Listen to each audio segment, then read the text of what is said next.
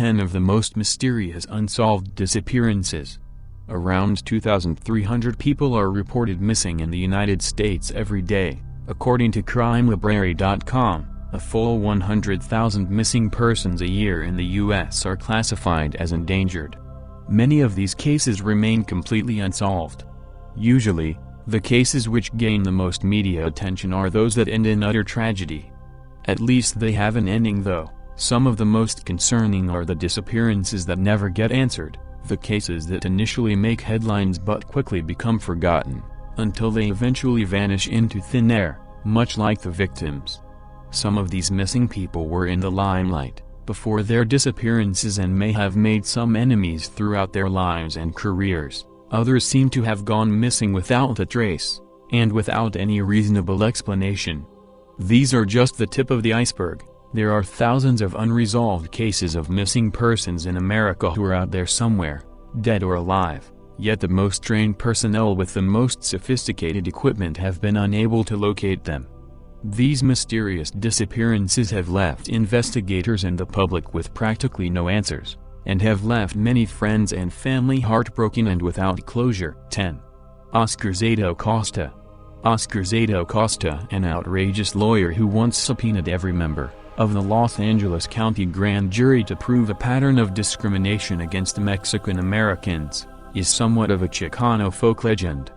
He was a driven, hell-raising attorney who was involved in high-profile civil rights cases in Los Angeles in the late 1960s and early 70s and inspired the character of Dr. Gonzo in Hunter S. Thompson's surreal book, Fear and Loathing in Las Vegas.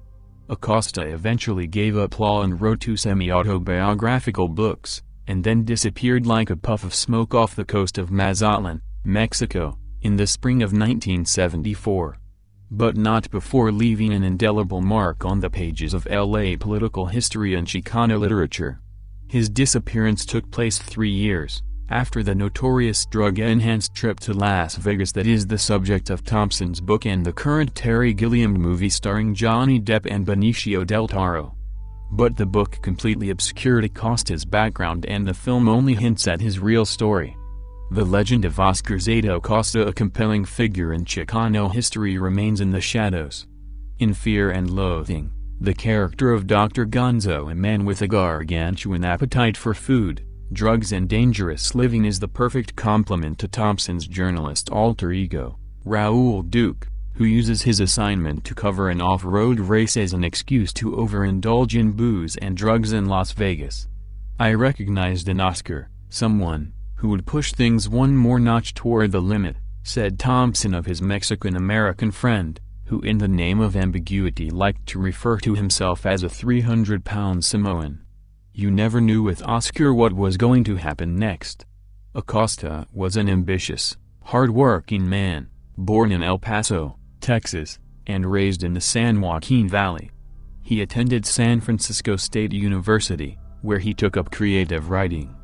After getting his law degree from the San Francisco Law School, he worked at the East Oakland Legal Aid Society, but eventually decided that rather than work within the system, he would use his law degree to challenge it. According to those who knew him, he was also restless, someone who was always looking for more out of life. The thing about him is that he never took things too seriously, said his son, Marco Acosta, 38, a San Francisco-based musician and vocational counselor, who manages his father's estate. Whenever he set out to do something, he went at it full force, but he was never satisfied with any one thing. Oscar Zeta Acosta's personal explorations of cultural identity and divergent career choices brought him to Los Angeles during the late 60s and early 70s, one of the most explosive periods in the city's political history. In 1968, 13 Chicano activists were indicted on conspiracy to disrupt the schools after a walkout by teachers and community members who were protesting educational inequality. In 1969, 2 Brown Berets were charged with felonies stemming from the disruption of a speech by then-Governor Ronald Reagan at the Biltmore Hotel, and, in 1970, Los Angeles Times columnist Ruben Salazar was killed by a Los Angeles County Sheriff's deputy, Following a Vietnam War protest rally in East LA, Acosta was involved as defense attorney in the first two notorious cases, but his 1970 bid for sheriff of Los Angeles County, in which he won 500,000 votes, coming in second, is what assured him a place in Los Angeles political history. And it was Thompson's invitation to Vegas, the two had been introduced by a mutual friend, that assured Acosta a place in U.S. literary history. I dragged Oscar away while he was working on the Biltmore 7 trial, because we couldn't talk in that war zone, Thompson recalled. So I said, let's get the hell out of town. Thompson, a practitioner of the kind of new journalism that writers such as Tom Wolfe and Norman Mailer popularized in the 60s, said he was inspired by his adventures with Acosta to take his writing to a new level, hence the term gonzo journalism. It's Thompson's own take on a style of writing in which the journalist participates in his story's development. Thompson is damn talented and one of the best writers of his generation, but the book itself without Oscar would be like taking the heart away from the book, said Del Toro. The Usual Suspects, Excess Baggage, who gained 45 pounds to more realistically portray the rotund lawyer. But in the book Fear and Loathing in Las Vegas, Duke refers to his associate as a Samoan, or something, never as a Mexican-American, so Gonzo is a character with no cultural context. The real Acosta is, in a sense, swallowed up by his alter ego, a man with no defined identity aside from his role as Duke's buddy. There's no point in the book that you ever realize this guy was a real lawyer and an activist, Del Toro said. 9. Frederick Valentich. Frederick Valentich was an Australian pilot who disappeared on October 21, 1978. His disappearance is surrounded by mystery, controversy and skepticism. The reason for this is that his disappearance seems to be connected to an unidentified flying object that Valentich himself claimed was playing games with him in the minutes before radio control lost all contact with him. He was 20 years old at the time. On October 21, 1978, at 6:19 p.m., Frederick Valentich left Melbourne, Australia to begin a 125-mile training flight to Kings Island. It was only Valentich's second solo night flight. He was flying a single-engine Cessna 182 liters. At a little after 7:06 p.m., Frederick Valentich made radio contact with air traffic controllers in Melbourne to inquire if there were any other aircraft known to be flying in the area. The answer from Melbourne was no, an answer that was confirmed again during the odd communication that followed. From Frederick Valentich's 6-minute exchange with air traffic control, we can piece together some information about what it is that he saw, claimed he saw or thought he saw in the sky over Bass Strait that night. After receiving information that he was supposed to be the only thing in the sky at his location, Valentich told controllers in Melbourne that something was flying near him. When asked if he could confirm that it was an aircraft, he said that he could not, a statement that he repeated several times during the exchange. He described the object as having at least 4 lights and 1 green light. He said it was elongated, many sources say cigar-shaped, but Valentich made no such statement, and all shiny on the outside. At one point, Frederick Valentich said that he was unable to tell what it was, because of the speed at which it was traveling. However, the unidentified flying object supposedly went out of sight and then approached him from different angles several times, so he was able to ascertain the above information, but nothing more. Near the end of the exchange between Melbourne air traffic controllers and Frederick Valentich, Frederick complained that his engine was coughing. Not long after, radio communication was lost. Interestingly, some sources claim that the exchange went on after this and that Valentich said his Cessna was engulfed in a green light and he was burning. I have found no proof of this in my research. Another claim is that the end of the transmission contained a loud noise like metal scraping on metal. This claim seems more valid and may very well be truth. It is hard to know because audio of the exchange is difficult to find. The last words that air traffic controllers officially heard Frederick Valentich speak were, "It is not an aircraft." Extensive searches for the pilot were conducted. No sign of Frederick or the Cessna was ever seen again. Interestingly, there appear to have been numerous UFO and/or strange light sightings in the Kings Island and Bass Strait area on the night that Frederick Valentich disappeared. There also may have been sightings both in the weeks before and after the event. The number of reported UFO sightings in the area range anywhere between 11 and 50, depending on the source. Some sources even claim that all of the sightings were reported after Frederick Valentich's disappearance was made public.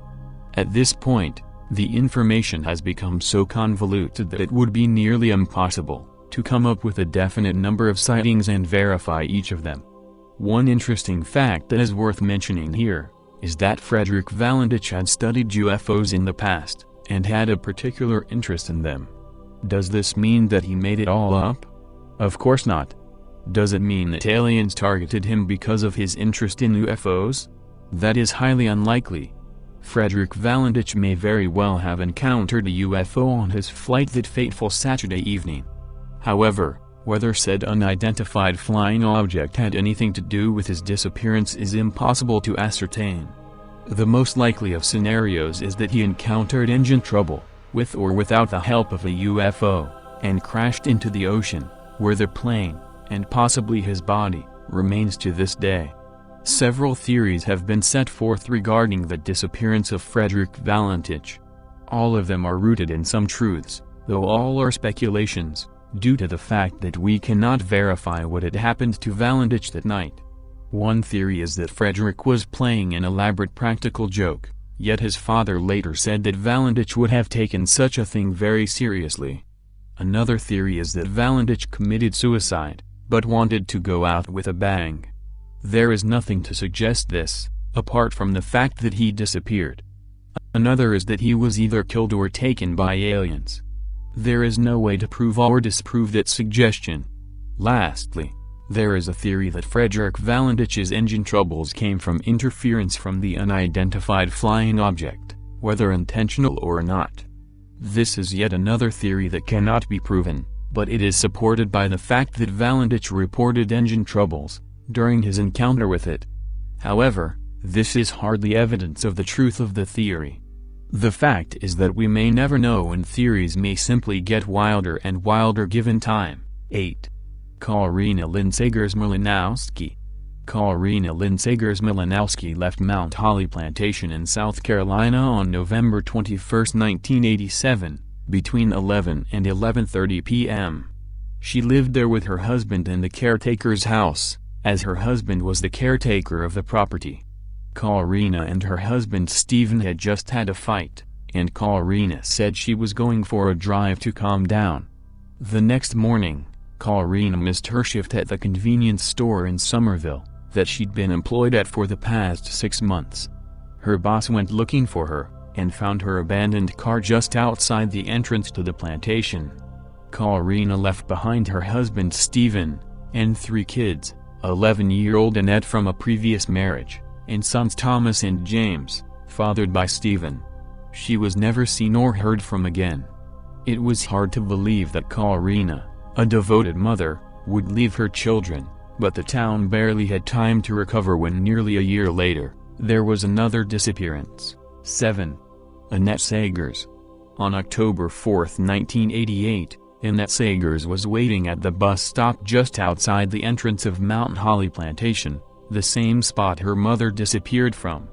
A bus driver drove past Annette's stop at 7 a.m. and reported seeing her waiting for her school bus with her dog. At 7:20 a.m., Annette's bus arrived, but no one was there. Her stepfather Stephen did not know Annette had disappeared until the afternoon, when she didn't come home from school. He called the police, telling them he'd found a note at the bus stop. It read, "Dad, Mama came back. Give the boys a hug." The boys she referred to were her brothers, still too young to be knowledgeable about the disappearances. No one saw Annette being picked up at the bus stop in the 20 minutes between the buses. Handwriting experts confirmed the note was written by Annette. In 2000, an anonymous caller told police to search for Karina's body in Sumter County. Police took a cadaver-sniffing dog to the heavily wooded area and found nothing. Was it Stephen who killed his wife and her daughter? Did Karina escape a bad marriage and return later for her daughter? If so, why not take her boys as well? After the disappearances, Stephen moved to Florida, remarried and had more children. But Thomas and James bounced around in foster homes before getting adopted. Stephen relinquished his rights to the boys in 1988, just after Annette disappeared. To this day Thomas and James have hopes of finding their mother. At the time of her disappearance she was 26. 6. Cynthia Anderson.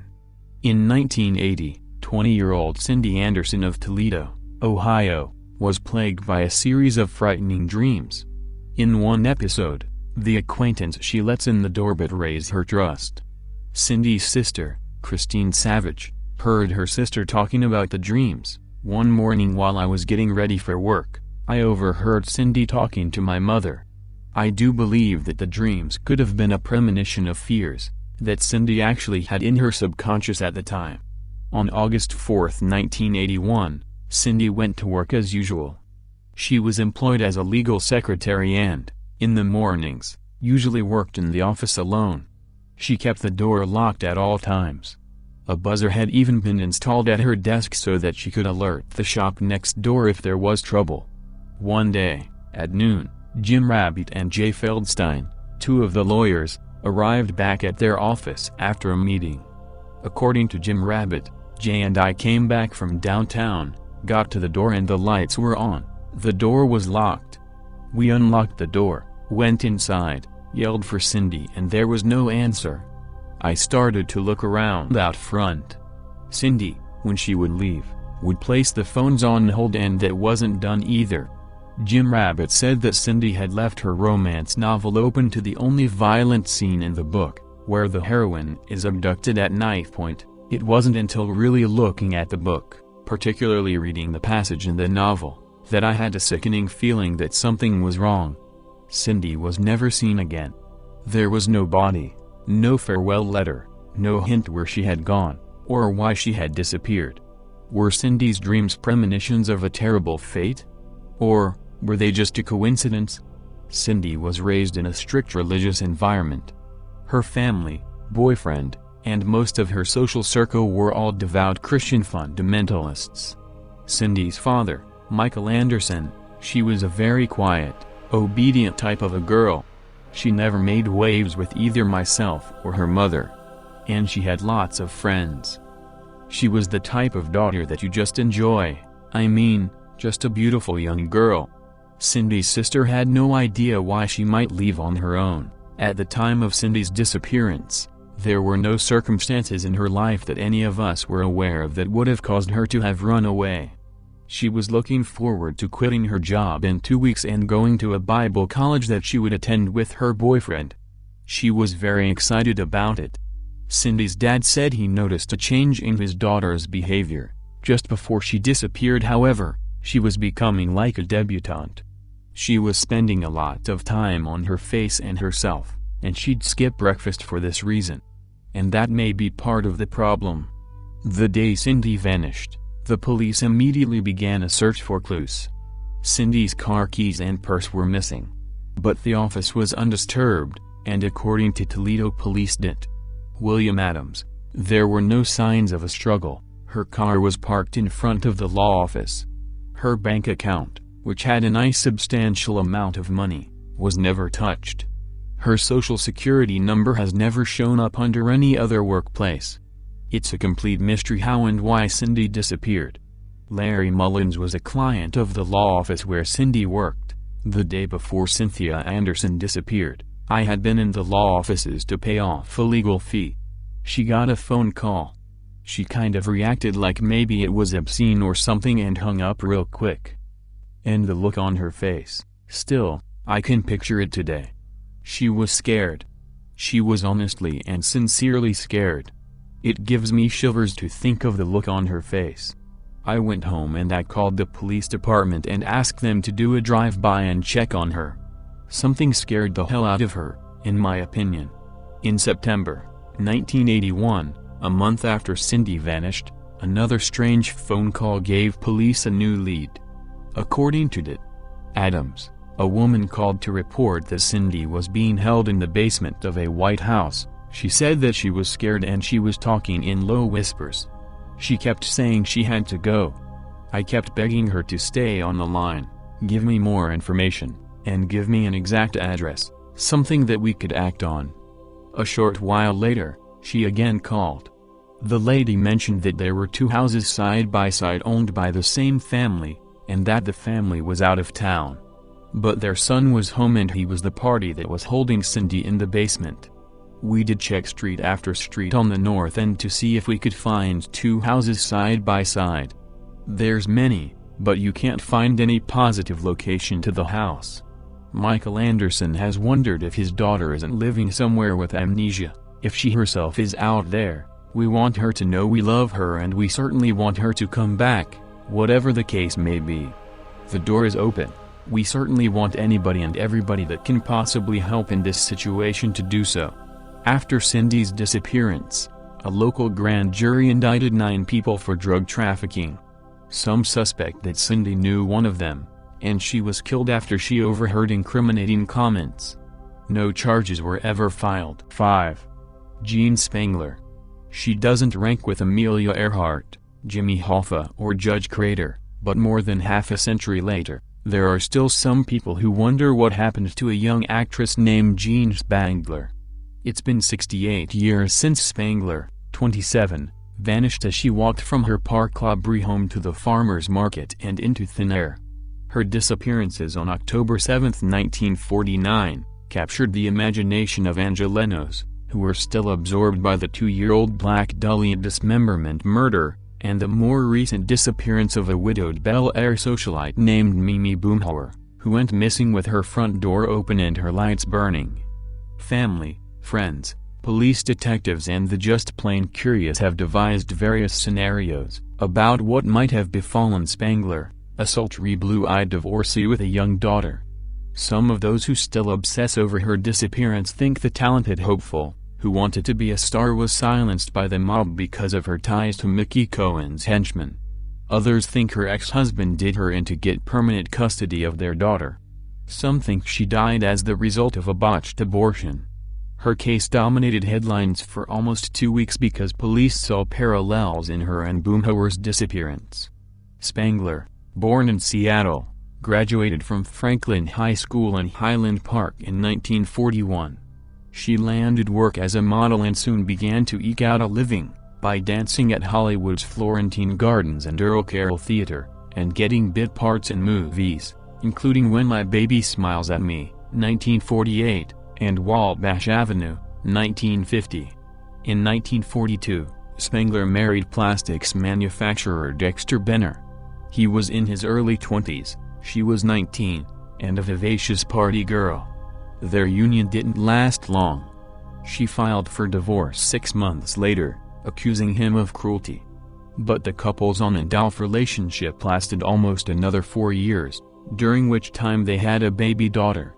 When their messy divorce was finalized in 1946, Benner received temporary custody of the child, Christine, too, in part by charging that Spangler preferred parties to priorities.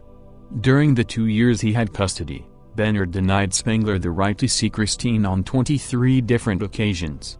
He threatened Spangler repeatedly that he'd fix it so you'll never get to see her. Finally, the judge ruled that Spangler's questionable conduct was buried in the past, and the little girl's place is with her mother. Spangler and her daughter moved to an apartment in the Park La Brie neighborhood, sharing quarters with her mother, brother and sister-in-law. But domesticity didn't diminish her ambitions of stardom. She kept looking for the lights, action, excitement and that one big break. Then she got the role that would make her famous, but not in the movies. On October 7, 1949, she kissed 5-year-old Christine goodbye, and told her sister-in-law that she was going to meet her ex-husband about his child support payment, which was a week overdue. Afterward, she said, she was going to work on a night shoot for a new film. "Wish me luck," she said as she crossed her fingers, winked and walked into the misty night. With that, Jean Spangler disappeared virtually without a trace. 2 days later, Just hours after her sister-in-law reported her missing, a Griffith Park worker found Spangler's purse in Ferndale, a leafy glen that has long been a favorite destination for strollers and picnickers, as well as a dumping ground for the city's killers. One strap of Spangler's double-handled purse was torn, indicating a possible struggle, police said. But it was the note inside that intrigued detectives. Kirk, can't wait any longer. Going to see Dr. Scott. It will work best this way while Mother is away. Who, police wondered, was Kirk? Before Los Angeles Police Department Deputy Chief Thad Brown, who had headed up the Black Dahlia case, could begin to reconstruct Spangler's last hours, Kirk Douglas phoned him. The actor, who was vacationing in Palm Springs when Spangler disappeared, said he'd heard news reports about the case. He told Brown that Spangler may have worked as an extra in his last film, Young Man with a Horn, but said he barely knew her. Douglas' call raised questions, but police soon cleared him of wrongdoing. A 60-man team canvassed Griffith Park and the Sunset Strip bars and nightclubs that Spangler had frequented. Detectives learned of a mysterious former medical student known as Doc, who hung around the Strip and performed abortions for a fee, but never found him. Media speculation was rampant. If the mysterious Dr. Scott was an abortionist who had operated illegally on Spangler and botched it, killing her, why would he carelessly toss her purse, burying a note with his name on it in Griffith Park? 4. Jim Thompson. The disappearance of Malaysia Airlines flight MH370 has engaged a search effort by people around the world, and spawned more than one conspiracy theory. The ongoing mystery of the missing plane puts us in mind of another disappearance, also tied to Malaysia, which also drew in searchers from around the globe. Imagine this: in a small town in the U.S., a middle-aged man goes for a hike in the woods and doesn't come back. There's an extensive search, but he's never found. Most people assume he had an accident or was lost in the woods. For a time, there's plenty of coverage in the local media, but the story eventually fades and everyone, except those closest to him, forgets all about it. Time magazine suggested that Thompson was likely the abducted victim of some international intrigue. But add a few key details: fame, money, an exotic setting and a dose of political intrigue, and the story becomes much more intriguing. On Easter Sunday 1967, in the lush Cameron Highlands of central Malaysia, a 61-year-old American millionaire went for a walk in the jungle and never returned. His name was Jim Thompson, and at the time he was one of the best-known Americans in Asia, having almost single-handedly revived Thailand's dwindling silk industry. He was also famous for his antique collection, one of the most extensive in Asia, and the traditional Thai house he designed himself, so striking that it remains one of Bangkok's most popular tourist attractions. With such a ready supply of personal and political juice, it's unsurprising that the Thompson case has inspired countless conspiracy theories. In the 47 years since the Thai Silk King went for his fateful afternoon stroll. During World War II, Thompson served with the Office of Strategic Services, and in the years that followed he stayed in informal contact with the organization that succeeded it, the CIA. When the former intelligence operative disappeared, the chilliest decade of the Cold War was drawing to a close. America was fighting to stem communism in Southeast Asia, and the forests of the Cameron Highlands had a reputation for being a hangout for communist guerrillas.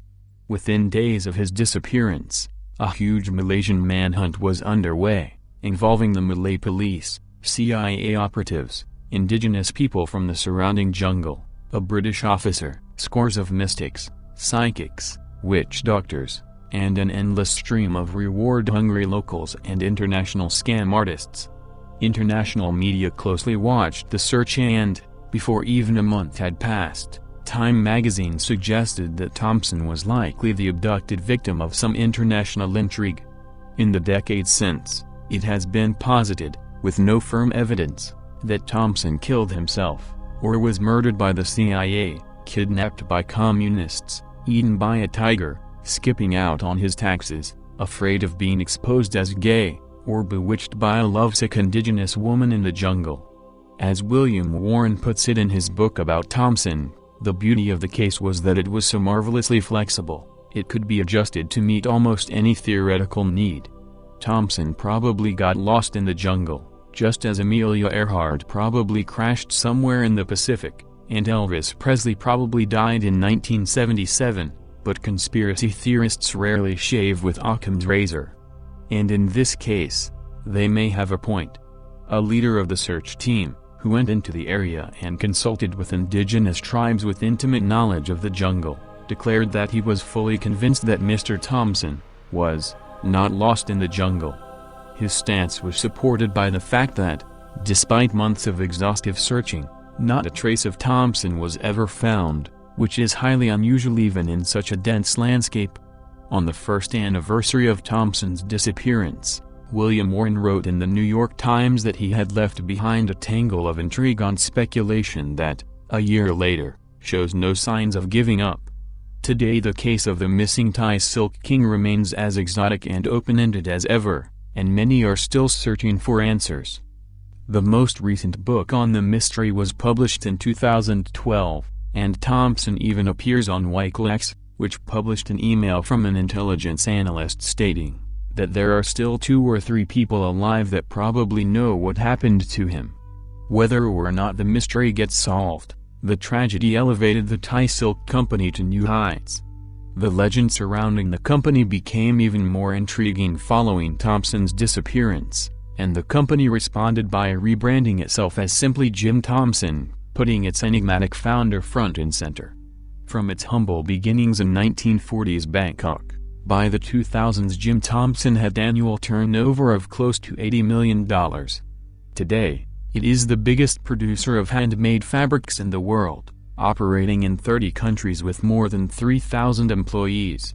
Losing your founder in the jungle is an extreme form of marketing, but nothing sells better than gossip and intrigue. 3. Teresa Butler. Back in January of this year, I came across a news article of a missing Missouri mother. Since Mo borders my home state of Oklahoma, I read it. This is a snippet of the article below. According to New Madrid County Sheriff Terry Stevens, Teresa Lynn Butler, 35, was found to be missing from her home near Risco around 10 a.m. Wednesday. When her husband, Dale Butler, returned from work at a steel mill in Blytheville, Arkansas, Stevens said Butler arrived home to find his 2 young children, ages 2 and 4, alone in the family home on County Road 241, also known as 8 Ditch Road, just off Highway 62 on the outskirts of Risco. The youngest child was awake and in his bed, while the older child was still sleeping, Stevens continued. There were no signs of forced entry, and the only items found to be missing were a video game console and the stereo from his, Butler's, vehicle, said Stevens. She is described as 5 feet, 7 inches in height, weighing approximately 109 pounds, with brown eyes and hair. Butler's case was in the news at the end of last January 06. Her story caught my eye because here is a loving mother of 2 boys, ages 2 and 4, who disappeared during the night, leaving her children home alone in their rural home. Butler has no previous documented behavior or instability issues. She is also employed at Walmart in Dexter, Mo in the photo department. It appears Butler lives in Risco, Mo population around 392 but commutes to Dexter for work. Something got my hinky meter up enough to post her story, and this news article at a web sleuthing forum on January 28, 2006 immediately after her missing persons case hit the media. Some facts into her disappearance are kind of unsettling. Here is an outline of information that I have gathered from the news, from other missing persons sites, and from a little internet sleuthing on my part. Someone close to the investigation has said police were called to the Butler home by Teresa's sister-in-law on the morning of January 25. Officers found no forced entry into the home, no blood and a number of items missing. Butler's purse that contained her digital camera is missing, as well as a video camera and her cell phone. A Big Mag light flashlight that was kept on top of the hutch is gone. The stereo from the Jeep is gone, as well as previous gaming electronics already mentioned. Police took some things with them when they investigated: Butler's wedding rings, which Dale Butler said his wife removed every night before bed, and a few furniture covers. Police also obtained a lock from the couple's home. The tip of a key was broken off in the lock. A former co-worker of Butler's has stated that Butler sometimes complained about telephone calls she received at work from Gary Dale Butler's former spouse. Gary Dale Butler's ex-wife, who also was employed by Walmart, but worked at the Chicano store, called Teresa Butler several of times, and that Teresa was upset by their conversations. Obviously, their conversations were not Walmart-related. I also learned the ex-wife has been remarried, but her husband filed for divorce on January 20th, just 5 days prior to Butler's disappearance. Connection? Maybe. Maybe not. Briscoe is located in southeast Missouri, and Maverick Tube, where the husband works, is in Blytheville, Arkansas, and is about 100-mile or more drive. Butler's home is near the intersection of two paved roads, with the number 8 drainage ditch just across the single-lane street. Here is what the sheriff said about the ditch. "We didn't actually drag the ditch," the sheriff said. "We floated it. The 8 ditch is pretty well maintained with a low level of water in it," he added. "We feel pretty confident that if she was there, we would have found her. We floated several area ditches there around the Risco-Malden area, and east of Risco, also. We ran 4-wheelers up and down the ditch dams, and through all the fields and field rows. Flew an airplane. Flew a helicopter. Some private people ran some horses, but they were not under my guidance. We brought cadaver dogs in. Nothing. Law enforcement does feel foul play may be involved at this point." Sheriff reports state Butler's sister-in-law gave police a statement about her last conversation with Teresa. The investigating officers cannot divulge the contents of her report. Also, let it be noted that Butler's father, Don Buchanan, a retired farmer, said his daughter was married to a Gideon man at an early age, and that Gary Dale was married to a Bootheel woman before marrying Teresa.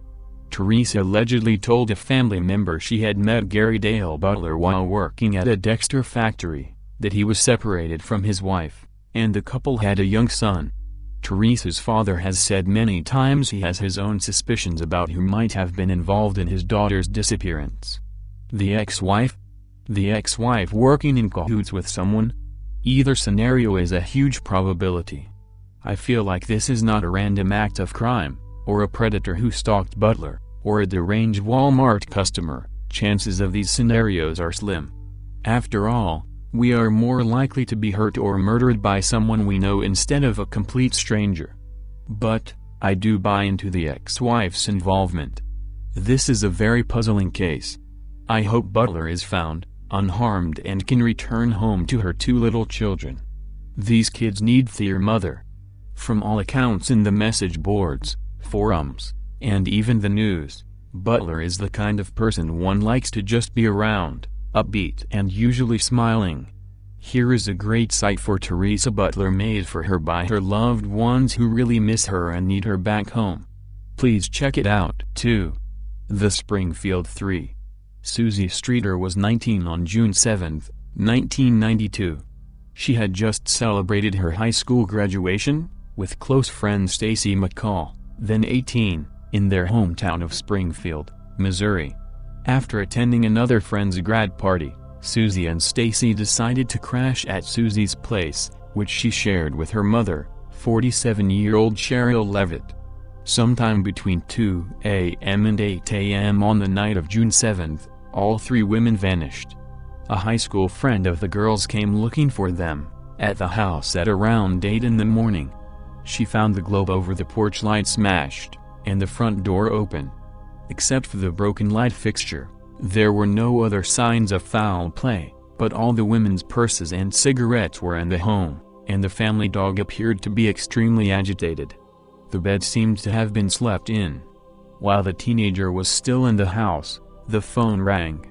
The caller was a male who said lewd sexual things until the friend hung up, after which the man called back. The calls freaked the friend out enough that she left the house. Later that afternoon, Janice McCall, Stacy's mother, arrived at the house looking for her daughter, and found the same strange scene. She immediately felt that there was something wrong, and called police to report the 3 women missing. Unfortunately, while playing the messages on Levitt's machine, McCall deleted a message from an unknown man which the police felt could have been evidence. Over 23 years later, the women still have not been seen, but there have been several leads. One of the first suspects was Bart Streeter, Susie's older brother. Bart had a drinking problem and had recently fought with his mother and sister, but he was soon cleared. He is still haunted by their disappearance and the fact that he never got to patch things up with them. Many people believe Robert Cox is responsible for the women's disappearance. Cox is a convicted kidnapper and suspected murderer, who was living in the area at the time of the crime. He has given several leading statements to local media, claiming that he knows the women are dead and that they're buried close to Springfield, but police aren't sure if he's legit or if he is only trying to get attention. Cox is currently serving time in a Texas prison for aggravated robbery. Dustin Ricla, Susie Streeter's ex-boyfriend, and his friend Michael Clay, had a falling out with Susie after the men were charged with vandalizing a mausoleum and selling gold teeth they stole from the corpses. Nice. Clay reportedly said he wished all 3 women were dead, and the police could not confirm the men's alibi. However, no evidence has been found linking them to the crime. They have not been ruled out as suspects.